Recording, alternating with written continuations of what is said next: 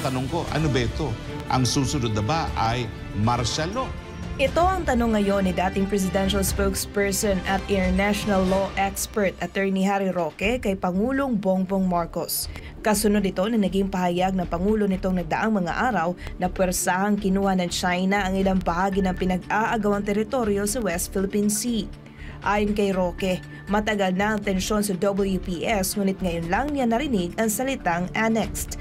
Hinala tuloy ni Roque, may ibang layunin dito si PBBM.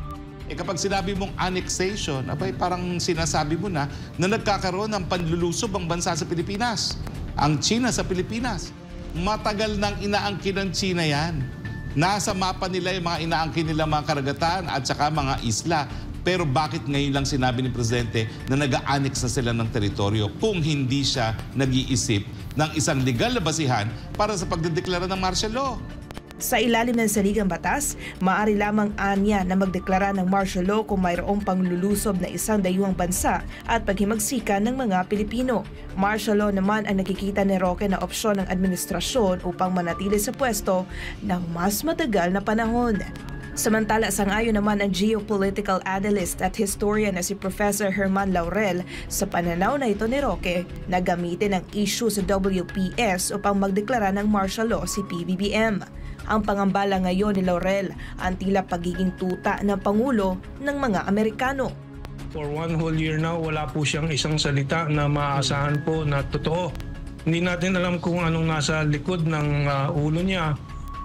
Pero malinaw na ang anino po doon ay anino ng Uncle Sam na gumagalaw. Posible anya na malagay sa peligro ang bansa kung patuloy na uudyukin ng Amerika na magkaroon ng gyera sa pagitan ng Pilipinas at China sa pinag-aagawang teritoryo sa West Philippine Sea.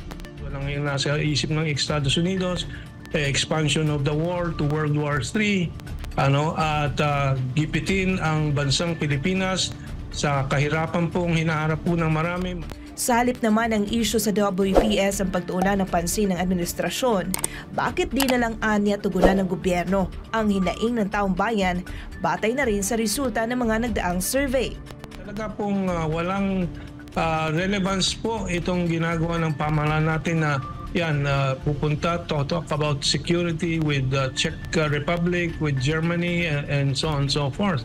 Ang layo po talaga sa talagang kailangan po ng bayan, which is economic development, livelihood development at pag-aangat po ng kabuhayan ng taong bayan, pagbibigay ng abot-kayang mga pagkain, bigas in particular.